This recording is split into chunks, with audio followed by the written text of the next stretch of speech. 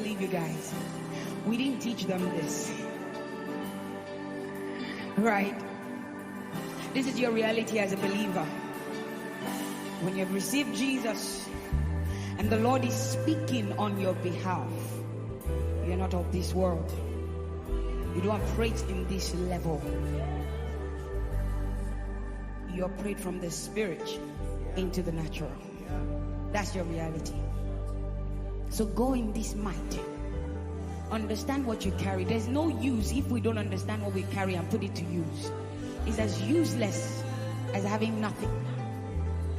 So from this meeting, take what you have now, put it to use. It's not in your name, it's in his name. Try his name. Pray for the sick in his name. Try it. Believe for something in his name. If you miss your way, it's not because God is not ready. God is ready for you. He's been trying to direct you. You just allow him. Allow the supernatural in you manifest in your physical. So as we leave you, we'll teach you this. We say, I am supernatural. I am higher than normal. I'm not of this world. I am not of this world. I'm spiritual, then you know it. 'Cause I am supernatural. Say, I am supernatural. Say, I am higher than normal. Say, I'm not of this world. I am not of this world. I'm spiritual, then you know it. 'Cause I am supernatural. Can you say it for yourself? I am super. You are the real Superman. Say, I am higher. Say, I'm not of this world. I'm spiritual, then you know it. Own who you are. Own who you are. That's who you are in Christ. Say, I am super. Say, I am higher. Say, I'm not of this world.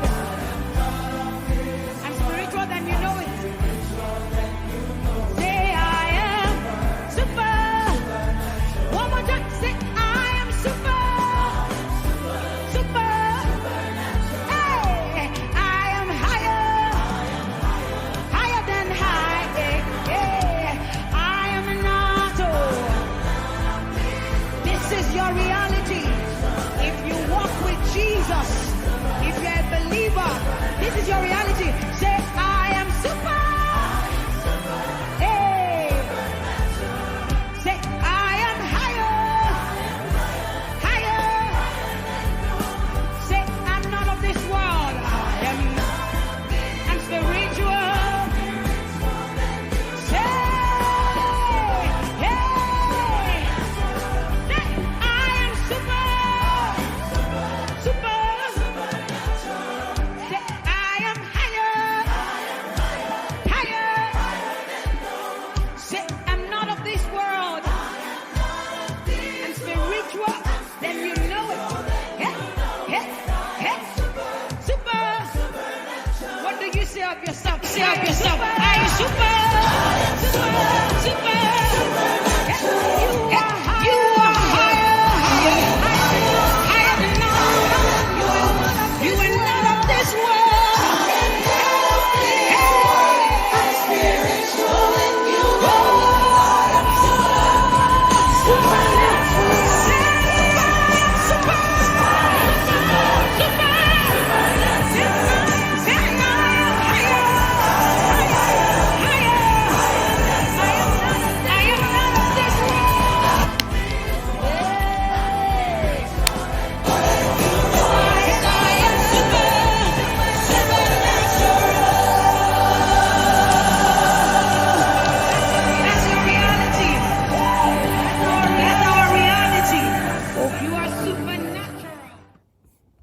Hello everyone.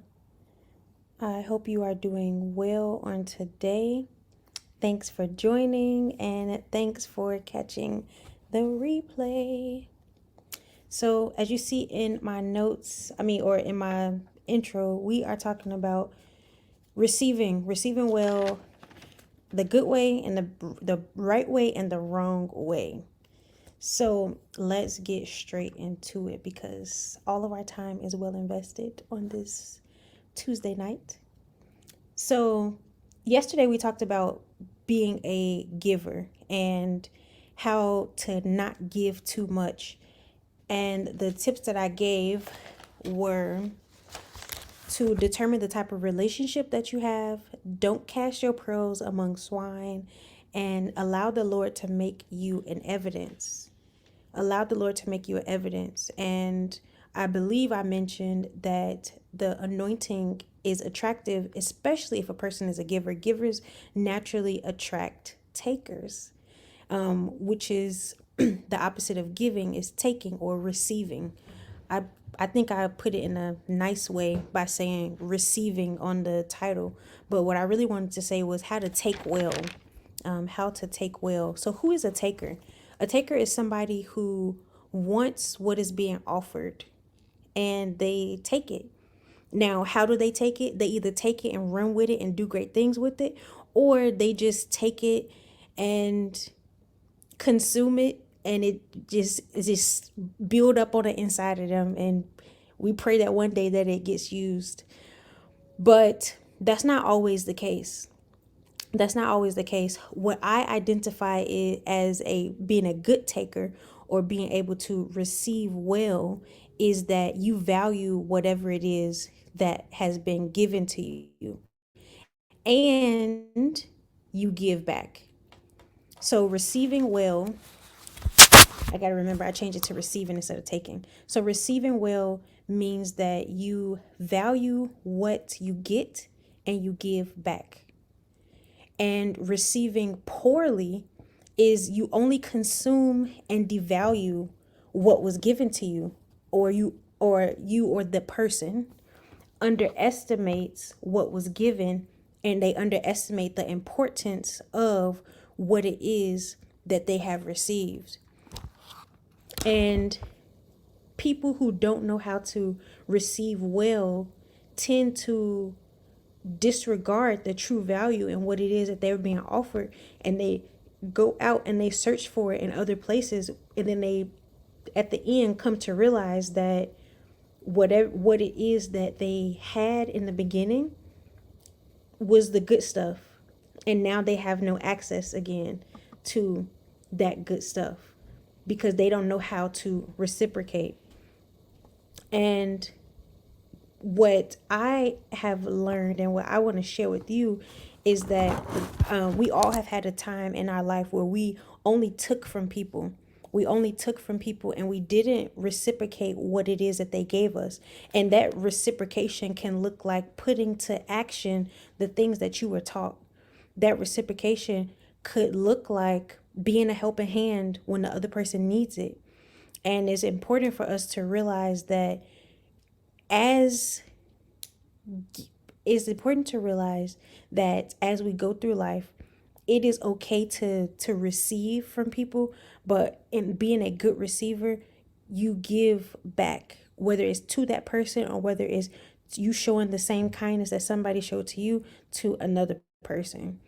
And I believe that that will help, at least in your own community, things be better. Praying for the whole world, but at least in your own community. So, what is reciprocity? What is that giving back? Reciprocity is the practice or exchanging of things with others for mutual benefit, especially privileges granted by one country or organization to another. Now, we are not necessarily talking about countries or organization. So that's just the straight dictionary example of what reciprocity is. But for the sake of this, we're going to say that reciprocity is the practice of exchanging things with others for mutual benefits. exchanging things with others for mutual benefits. And this is a main component in being a good receiver. There's that you give back, that there's a mutual benefit in the relationship that you have. So kind of like what we talked about with giving, with not giving too much, the principle still stands. You have to identify, what type of relationship do I have with this person? Is this an acquaintanceship? Is this a casual friendship? Is this a close relationship? If this is a close relationship, okay, I can pour more into them. I can give them more information. If this is an acquaintanceship, you don't know if they're going to value what you say or what you won't say. If this is a casual friendship, again, you don't know, and you don't want to cast your pearls among swine, and you don't want to be the one that's having pearls cast on you and you disregard them. So you really have to be able to discern what information is good. And if the information is good and you go back to that source, you go back to that source with the evidence that you've at least applied or are applying the first set of information that you received the first time. And don't just go eating from everybody's fruit or eating off of everybody's table, because you can't receive from everybody, because what everybody has to offer is not necessarily going to feed you and grow you and develop you in the way that you need to grow and develop. So that is also very important. And because I like to couple anything that I say with biblical examples, the thing that came to my mind when I was writing to talk about this was 2 Kings 5:20-27. And basically, Gehazi was serving Elisha, and a man, Naaman, came to him because he wanted to get his body clean from leprosy. And a servant in his house was like, hey, I know a prophet, and if you go see him, he will be able to help you and cleanse you and show you what to do. And Naaman finally agreed to it. At first he wasn't going to, but then he finally agreed to it. And when he came to do it, he was so shocked at the transformation that happened immediately. And Elisha was like, yeah, I don't want your money. Bye. So Gehazi, which is Elisha's servant, decided to take it upon himself to go and follow after Naaman and collect what his master Elisha just disregarded, just said, no, it's okay, we don't need it. And when he went to go and do that, when he came back, Elijah was like, okay, where were you at? And Gehazi lied and was like, oh, I haven't been anywhere. And Elisha was like, didn't my spirit go with you when you went to go collect the money from that man? Now exactly what you went to go collect, now you're gonna collect that and all his other problems. Now, that last part, you could put your own analogy to that. But basically, what Gehazi did was Gehazi had something good and he had something valuable in his close to him. He had a divine, a destiny helper with him, which was Elisha. And he undervalued what he was receiving from Elisha, that he went out to go and get more, and that more that he went out to go and get was consequences.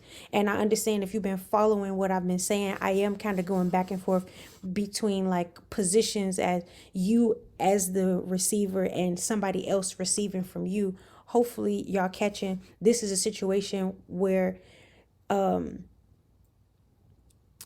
this is what people do. So if you are the person that is giving the valuables, for you to identify a poor receiver, they will not value, or they will underestimate the value that you have. They will go out to another to collect what they believe is deemed as more valuable, only to realize that the true value they had was with you. On the flip side, if you are out going to try to take and receive from every place and from everywhere there, and you don't realize what you have, you are at jeopardy of losing. And I'll give a example of that, which is in, well, the first scripture example that I just gave was 2 Kings 5, 20 through 27. The second example that I'm going to give is in Matthew 25, 14 through 30. And this is the parable of gold, when the master went on a journey and he entrusted his servants with his wealth.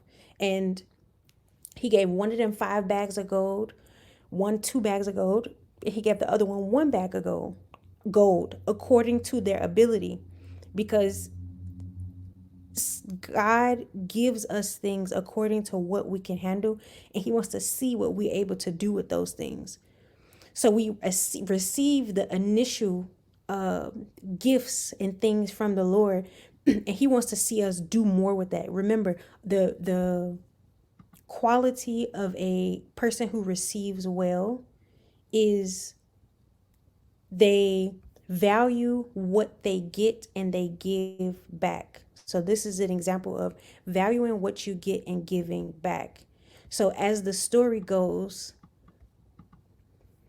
he gave these men these bags of gold and he left. And when he left, the one who received 5 bags of gold went and put the money to work immediately, and he gained 5 more bags. The one with 2 bags gained 2 more bags of gold. Now, we don't know if he did this immediately or if he did it over time. Give people grace. That's the moral of that. But the man who had received 1 bag, he went off, he dug a hole in the ground, and he hid his master's money. The significance or the correlation of the man hiding the master's money is the same as as devaluing what you have, is devaluing what you have, not wanting to share it with others, not wanting to give what you have or what you have been exposed to that is going to help somebody else along their own journey. And it says, after a long time, the master of those servants returned and settled accounts with them. And the man who received 5 bags of gold brought 5 more. Then he said, wow, he said, you entrusted me with these 5 bags, and see, I got 5 more. And he's like, good, well done, good and faithful servant. You've been faithful with a few things, and now I'll put you in charge of many things.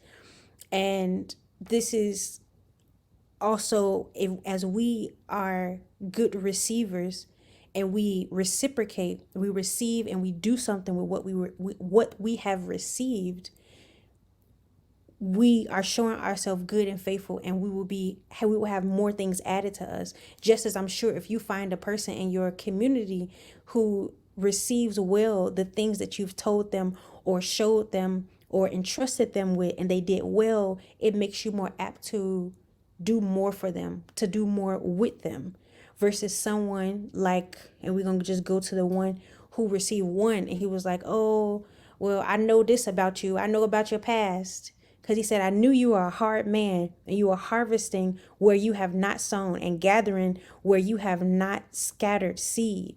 So he's like, yeah, I know about your past. I know what you used to do. So I wasn't sure if I should do anything with what you gave me. That's basically what he was saying. I wasn't sure if I could do anything with what you gave me. So I just went and hid it in the ground. I didn't do nothing with it. I heard you. I heard you real clear. It made sense to me, but I didn't do nothing with it. And that's how people sound. Or that's how I feel when I try to give people information and they don't take it or they disregard it. And I'm sure that's how the Lord feels when he gives us information, he gives us things, and we just like, yeah, I heard you, but I'm gonna see for myself. I'm gonna go and do, something else that I think that might work. And the master replied, you wicked, lazy servant. He called him wicked and lazy. Wicked, lazy servant. So you knew. He says, so you knew. So you knew about my past. You knew about, what I did, but you still decided to not do anything with what I gave you. He says, so you knew that I harvest where I have not sown and gather where I have not scattered seed. Well then, you should have put my money on deposit with the bankers, so that when I returned, I would have received it back with interest. That's deep. He's like, this the least you could have did with the information that I gave you. You know what? Take that bag of gold from him and give it to the one who has 10 bags. Give it to the one who actually values what I am giving. Give it to the one who understands what reciprocity is. Give it to that one, because I know, at least in the hands of that one, that something else good is going to come out of this. And whoever does not have, even what they have will be taken from them. Even what they have will be taken from them. Wow. So this gets a way more deeper than where I want to go on this live. But it says, and throw that worthless servant outside into the darkness, where there will be weeping and gnashing of teeth. Now, that's a whole nother interpretation for a whole nother day, because I do not intend to be on here long. I just want to get it clear that there's a way to receive. There's a way to receive. There's a way to receive well, and there's a way to receive poorly. And of course, the goal is to receive well, and receiving well looks like reciprocating what you reciprocating and showing that you actually value what it is that you have received. And I'm going to leave you with 2 ways that you can identify someone who receives poorly, or if you are receiving or poorly receiving. And that is, 1, the person who receives poorly devalues the valuables, and 2, they never apply what they learned. So if you see those qualities in yourself or in a person, if you see them in yourself, switch it up. If you got to look on YouTube to find out how to show a person that you value what they've given you, even if it's a thank you. But typically when people give things, especially like, knowledge and wisdom, these are things that are measurable.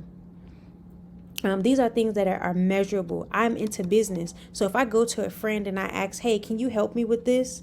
Can you help me and tell me how to do my website? If they show me, if they take their time, that valuable time to show me how to do that, how am I going to reciprocate? I'm going to come back to them and show them that I at least got a subscription to a website. Or I'm going to go further and say, hey, I took your advice. I built my website. Can you give me some feedback? A poor receiver, oh yeah, I heard yeah, I heard you. I remember what you said, but I haven't done it yet. Excuse. A person's not going to want to come back and give you anything. You haven't even done what I asked you to do with the first set of information. And that's actually how the Lord looks at us a lot of the time with a lot of things that we have going on. Like, you asking me for this? You didn't even follow the first set of directions that I gave you. You could have been had that. You could have had that a long time ago. But you didn't even follow the instructions that I gave you the first time.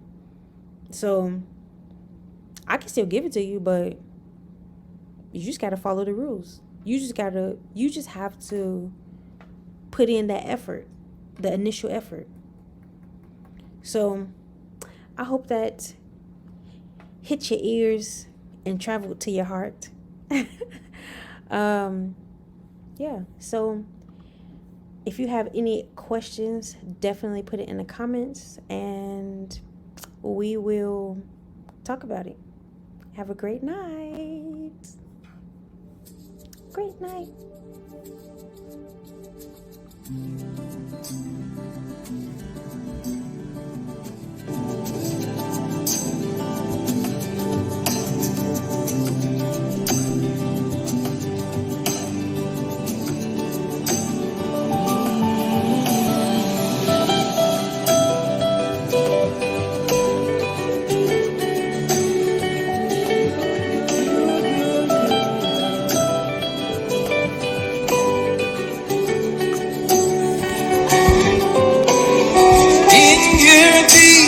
Time begun, yet you still know my name.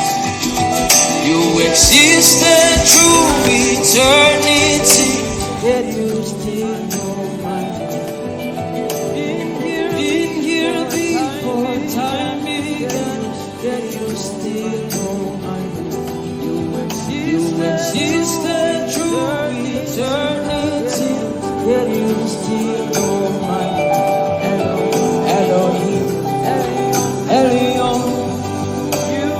You remain the same.